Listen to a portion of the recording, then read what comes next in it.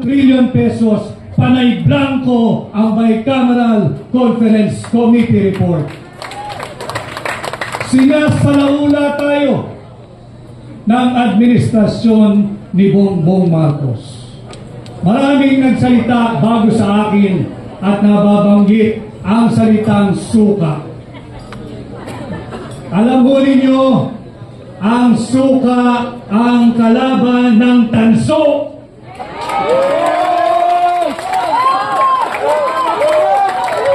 Ang suka ang kalaban ng peking ginto.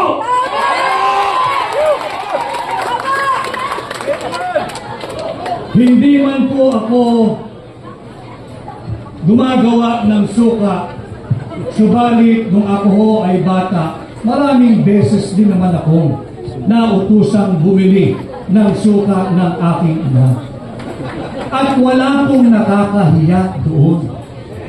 Sapagkat bagamat ako ho ay nakabili ng suka ng maraming ulit at nautusang bumili ng suka ng maraming ulit, may diploma ho kapag nakapagtapos ako ng kolehiyo. Meron akong diploma at nakapagtapos ako ng abogasya.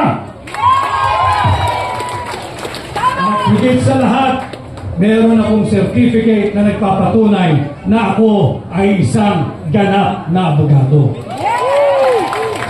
Kaya ako ay natutuwa kung ito man ang Team Suka. Isa po akong proud member ng Team Suka. At ating pong lalabanan ang Team Sinusuka.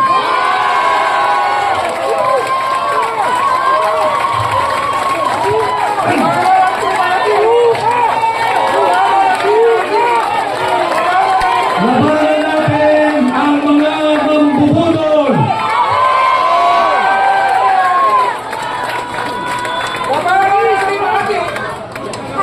Sabi ni Konsehal Rani Ludovica, labanan ang Team. Tutungo tayo mamaya dyan. Alam mo ninyo, tinanggap ko ang hamon na pamunuan, ang tunay at maisog na oposisyon. Ang tunay at maisog na senador ninyo sa Senado. At bilang senador ninyo, ating pong lalabanan ang korupsyon at sisimulan po natin yan sa pagbabantay taon-taon sa ating national budget. Hindi tayo papayag na pupunuin ng korupsyon ng pork barrel ng akap ng ayis. Babantayan natin taon-taon ang ating national budget nang sa ganon, hindi na magkaroon ito ng 28 blanco at nauwi sa tinatawag nating GAA. Subalit bilang senador ninyo, kailangan ko po ng katulong. Kinakailangan kong makasama sa tulong ninyo ang isang veteranong mambabatas, matapang, magaling. Dalhin po natin sa Senado si Senador Attorney Dante Marcoleta. At hindi lamang po isa, kinakailangan pa natin magsasama ng isang veteranong abogado. Matagal na hong naglingkod dito sa mababang kapulungan. At minsan ding naging Chief of Staff sa Senado. Ang matagal ko ng kaibigan, dalhin din natin sa Senado, kasama kong magbabantay ng tao ng budget, si Senador Attorney Raul Lambino.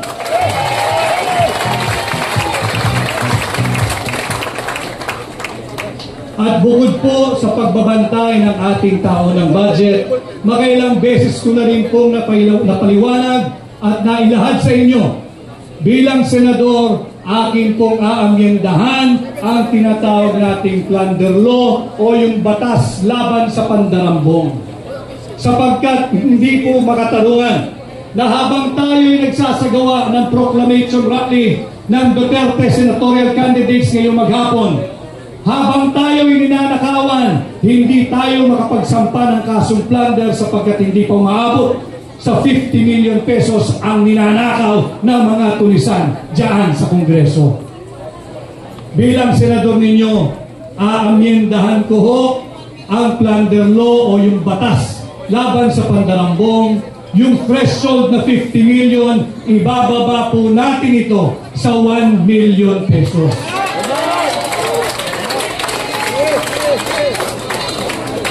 Subalit, kagaya rin po na ipinakita kanina, bilang principal author, kinakailangan ko rin ang mga kasama sa Senado. Kinakailangan natin kasama na hahabulin ang mga magnanakaw sa Malacanang. Kinakailangan natin ibalik ang aking mga kasama, ibalik natin sa Senado, Senador Bongo!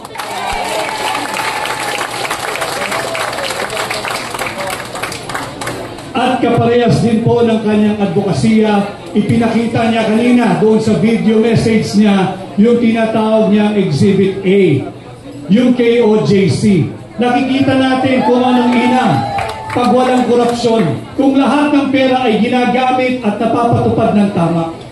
Sa Senado, kinakailangan ko rin ang kasama upang amendahan ang plunder law at kinakailangan nating dalhin sa Senado si Senador Pastor Apollo Kibuloy.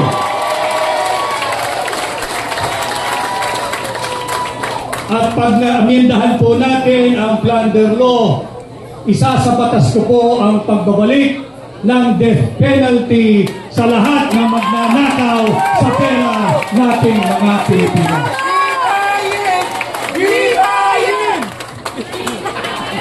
At hindi pa ho nabubuo dyan ang Duterte senatorial candidates. Pag nagawa na po natin yan, meron na tayong pagbabantay sa budget, meron na tayong pagbabantay at pag-amenda sa plunder law, ang pagbabalik ng death penalty, lalabanan din natin ang muling paglaganap ng illegal na droga. Kailangan natin sabutahe tayo ah.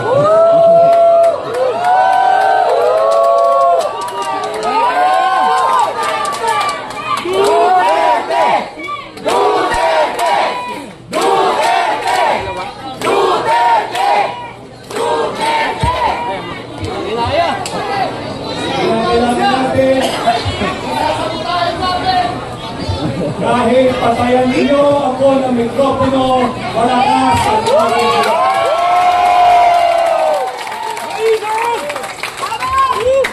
at kagaya ng aking sinasabi, patuloy nating lalabanan ang paglaganap muli ng iligal na droga. Bilang senador, ipapanukala ko ang pag-amyenda dito sa batas na nagtatag sa Philippine Drug Enforcement Agency. Higit nating palalakasin ang PIDEA. Bibigyan natin itong kapangyarihan magsagawa ng taunang mandatory drug testing sa lahat ng tao sa gobyerno. Mandatory drug testing parehas sa elected at appointed official ng ating pamahalaan. Walang exemption. Sisimulan natin ito sa Malacanang. At para magawa natin yan, kinakailangan ko ang isang matapang na namuno na dati ng laban kontra sa illegal na droga. Ibalik natin sa Senado si Senador Bato de la Rosa.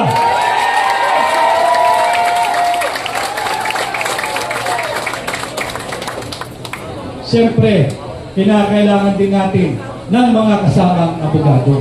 Sapagkat laban sa illegal na droga, dapat ang parameters ay all within the Constitution and within the rule of law.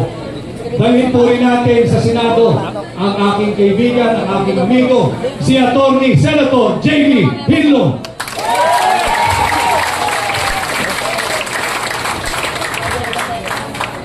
Nabanggit din ho kanina na ito'y mabait, subalit matapang din sa totoong buhay. Dalhin din po natin sa Senado, lalaban sa illegal na droga, si Senador Philip Salvador.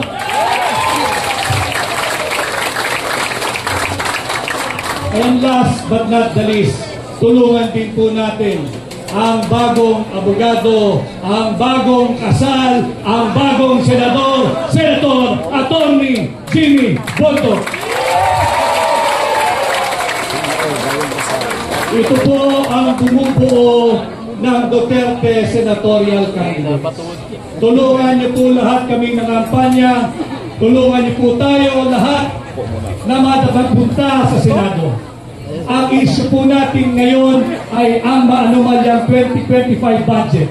Subalit pilit nilang ninilihis kung kaya't puwersa nilang ipasok itong unconstitutional na impeachment complaint laban kay Vice President Inday Sara Duterte.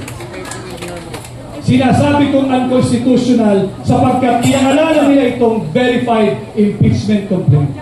Alam ng mga abogado rito, pag sinabi mong verified, dapat ito'y nabasa mo.